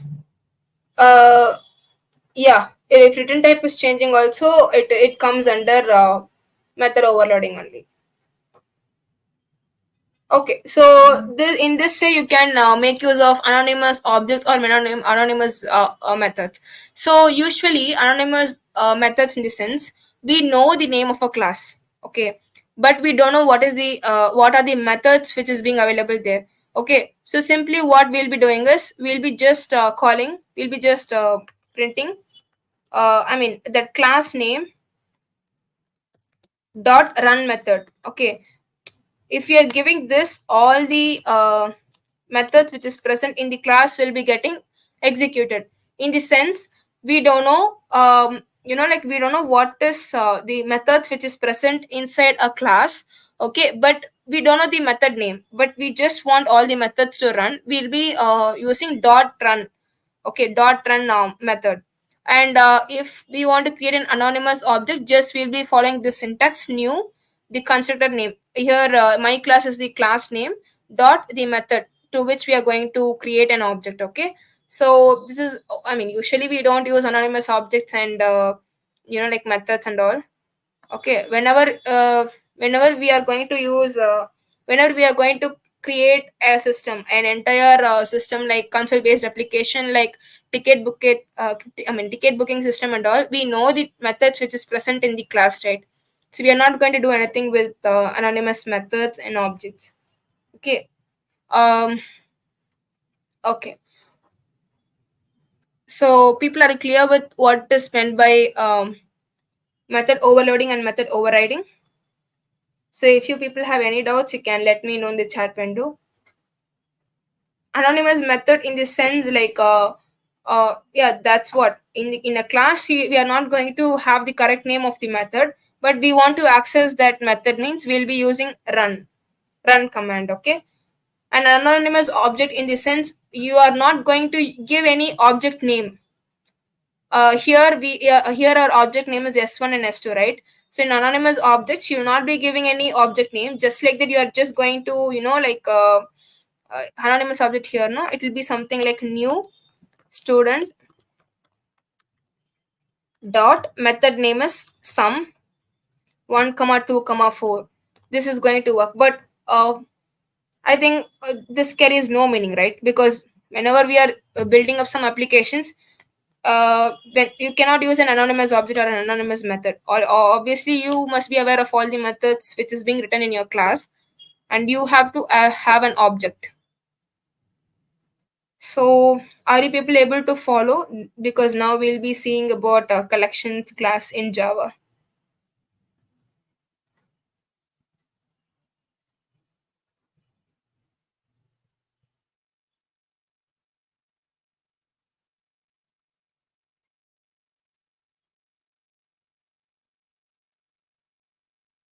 Guys, do respond in the chat whether you people are able to follow or not, or if you have any doubts, you can again see that particular code. Okay, and I mean, you can explore more about the oops concepts, because in 4 day session and all, we will be unable to cover until oops, because as we want to see each and every concept in a very a deeper manner. Okay, so I have given the overview of what do you mean by polymorphism and what do you mean by inheritance, because there are various type of inheritance in Java. Okay, so multi-level, hierarchical, okay, all these things, so you can try out those examples. Okay, and as the people asked about the collections classes, I'll be telling you about the collection thing also, because that also will be useful. We'll be seeing into array list. Okay, and we'll be seeing more on hash map concepts. Okay, so but I just want you people to acknowledge whether you're understanding whatever I'm saying or not.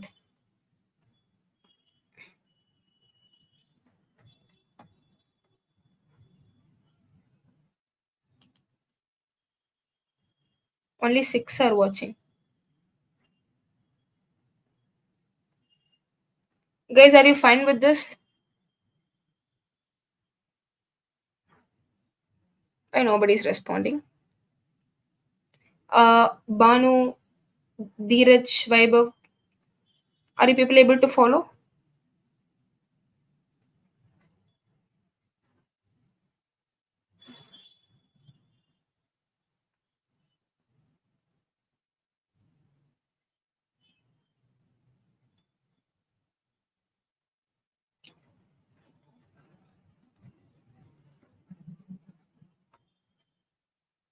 Leela, are you able to follow? Okay.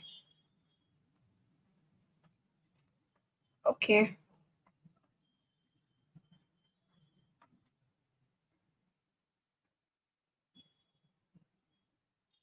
Okay, guys. So next we'll be seeing into the collections things which will be very interesting. Okay, and there are many things in OOPS here, so just go and explore about OOPS. So collections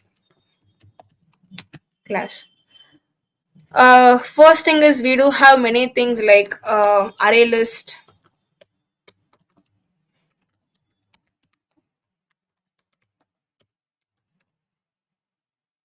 collection tomorrow. This is the last session, no? Okay, so we do have many things like array list, tree list, hash set, hash map.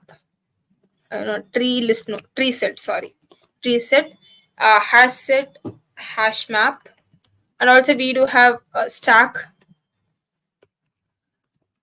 I mean, we won't be seeing every example. Okay, if time permits, I'll be stack, priority queue.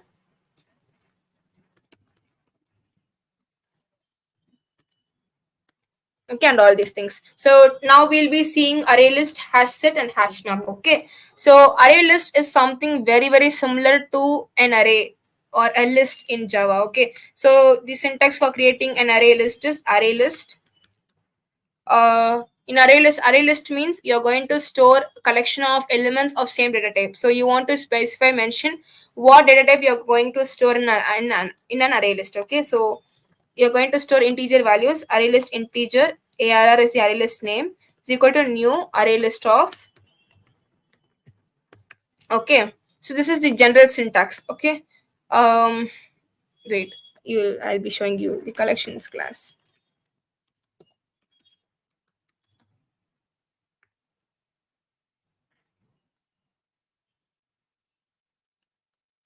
So these are all the different collections which you have in Java. Okay, collection, a list, queue, set, priority queue, DQ, linked list, stack, sorted set, tree set, array, DQ, and all these things. Okay, yeah. Array list in the sense you're just going to store a collection of elements of similar data type, same.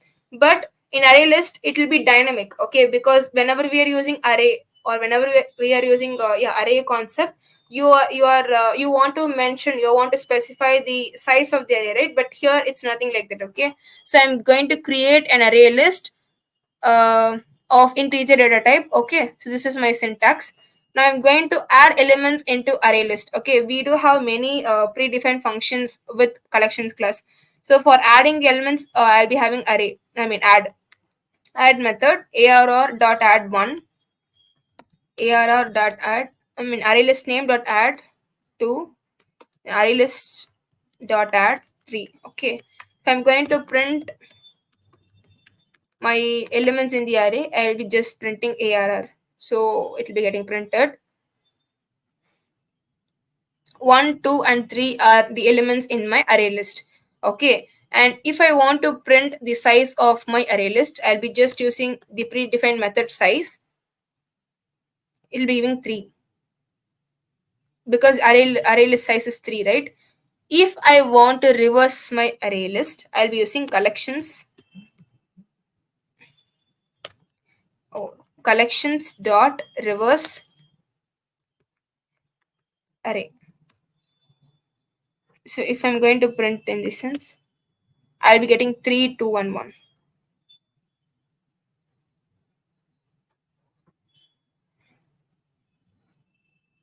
Okay, so this is, I'm just giving you an overview of what is an array list and how to add the elements, and there are many predefined functions with array list. Okay, you can explore them. So this is a simple way in order to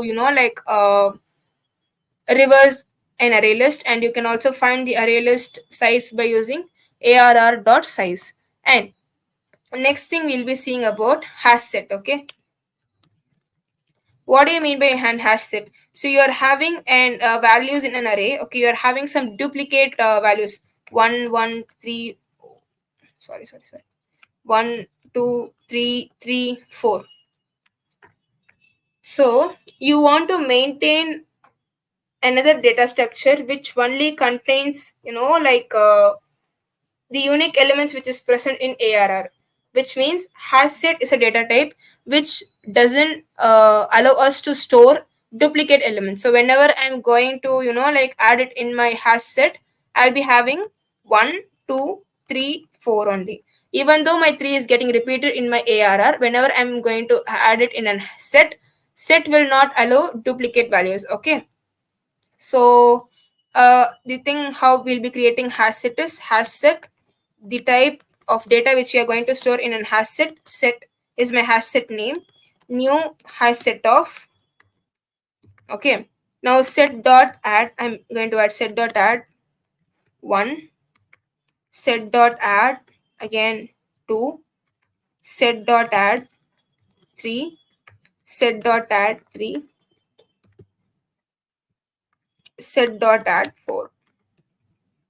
So when I'm trying to print my hash set,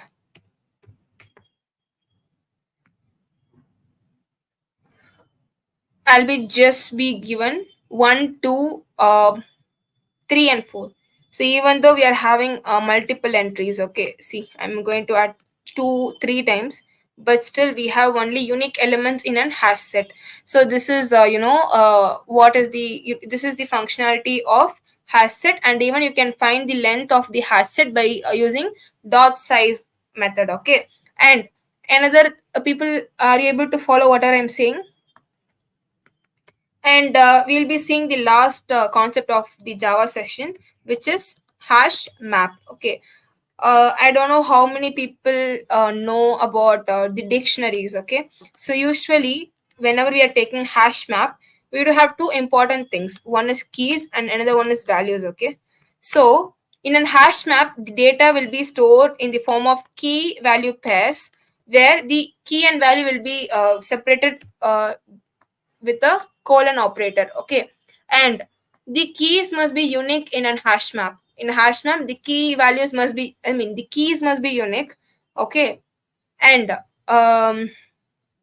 yeah, so the keys must be unique. um and only so in an array or in a string, and even in array list, we'll be able to access the elements by their indexes, right? But in a hash map, we'll be only able to access the elements only with the help of key. Whatever we are going to do it in a hash map, in which application we can use hash map? Hash map can be used in situations, like whenever you're seeing about the coding part, if you want to find the frequency of various elements. So for example, I'm having an array where I'm having some elements. Okay, if I want to maintain my frequency count. Okay, so I want to print 1 is present 2 times, 3 is present 1 time, and 4 is present 2 times. We'll be making use of hash map data structure. Okay, and there are various methods because all the JSON data, JavaScript object notation data is being stored in key value pairs only, in which hash map data structure will be very useful. Okay, so the main thing which you want to remember here is key. Okay, so the keys, like the keys are unique. The keys cannot be a duplicate one. And one more thing, you can access or you can manipulate the values in an hash map only with the help of keys. Key is something to an index in array list. Okay, now we are going to define hash map. The data type of the data type of the key, so it is going to be an integer. And again, key cannot be null. Key cannot be null in hash map. Integer and integer. Map is equal to new hash map of. Okay, now I'll be having an array. Int array is equal, this is my original array, 1 1 2 2 2 3. Okay, so my output must be one I mean one I want to print the frequency count of each and every elements. Okay, now I have defined my hash map where the key element is going to be an integer and the value is also going to be an integer. Okay, now I'll be like traversing this array for int I is equal to 0, I is less than arr dot length I plus plus. I'm going to check if the element 1 is not present in an array already. Okay, so I'll be making use of dot contains key function. If not, map dot contains key arr of I. Now what I'm going to do is I'll be going to use map dot put. I'll be putting arr dot I and the frequency as 1. Okay, so the first time whenever we are encountering the element in an array, we won't be having that element in our map. So what I'm going to do is I'm just going to add the map, add the element as the key. Okay, and I'm going to set the frequency as 1. Else, okay, if my element is already present in my map, then what I'm going to do is int val is equal to map dot get of arr of I. Only with the help of this key, I'll be able to access my values. So val is equal to val plus 1, and again I'm going to put it into my map dot put arr dot I comma val. So after every step is over, I'm just going to print my hash map. So now let's see what happens. Okay, now it's being printed. One is there two times. Two, I mean the element one is present two times. The element two is present three times, and the element three is present one time. Okay, people are able to get this logic. See, first time my I value will be 0. So I'm going to check whether one is present in my map or not. Map is going to be empty now. I'm just going to check whether one is present in my map or not. It is not present, right? So what I'm going to do is I'm in my map, I'm going to add that element. Going to add 1, and I'm going to set the value to 1. Okay, now next again I'm going to I mean my I value will be incremented. Now my I value will be 1. So I'm going to check whether my map contains 1 in it. Yeah, it contains. So I'm going to retrieve the value of the key 1. So that's what I'm going doing here, and I'm incrementing this value, so now it becomes 2. Okay, and again it encounters 2. Now it checks whether 2 is present in my map or not. Key 2 is not present, so it creates another key 2 and it assigns the value 1. Again the I will be getting incremented, and the value will be incremented twice, and 3 will be the value here. And next 3, when the 3 is encountered, I'll be checking whether any key is present in the map, which is 3. No, so I'll be giving 3 as 1, and I'll be reaching the end of the array. So this is the values which is going to be stored in my map. So you can do frequency count with the help of hash map.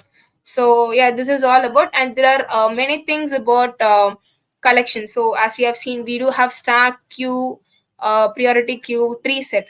The main difference between hash set and tree set is whenever you are using tree set, the numbers are stored in an ascending order, in a sorting order. Okay, in a sorted order, in a natural order also you can say. So if I'm going to add in tree set, if I'm adding 2 3 4 or 2 4 3, the order in which the elements will be stored is 2 3 4 only. Okay, so tree set, it maintains the natural order of the elements, and hash set, it's just going to add the elements as such.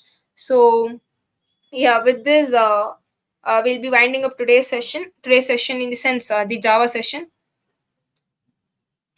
Can you explain this example for string calculate character? Sure. Okay, so I'm just going to have a string um okay, string s is equal to a b b b c. Okay, now I'll be converting this into character array. Character char chr is equal to s dot to char array. I do have a built-in function to char array. Now my key will be and character only. I'm just going to store a character, and I'm going to find the frequency of the character. So that's it. That's it. Okay, so here I'll be giving 4 A's. I'll be giving D 3D 4D. Okay. So just like I'm going to have a string yes and I'm going to have a string. I'm going to change this string into a character array. Okay, in my character array, I'll be naming it as array, and s.to char array is the default function in Java. And in my hash map, as my key is going to be a character value, I'm just going to change it into character, and the rest of the code is quite similar. So is it fine, Rajna? So, guys, so we are running out of the time. And if you people have any doubts regarding whatever we have seen in this entire Java session, you can ask in the chat, or else we'll be winding up today's session. And this is all about the basics of Java. Though I couldn't cover each and every more concepts, but I think I gave you an overview of what and all the concepts which is being present in Java. And there are more things about beyond this. So do explore more about Java and. PPT, sure, I'll be sharing it with the OctaNet team. Okay, so all the best, guys. So whoever are there in your college, so do well, study well, and do your interviews well. And so I think we can wind up the session. Thank you everybody for cooperating with me. Okay, thank you guys. Had a great session with you people.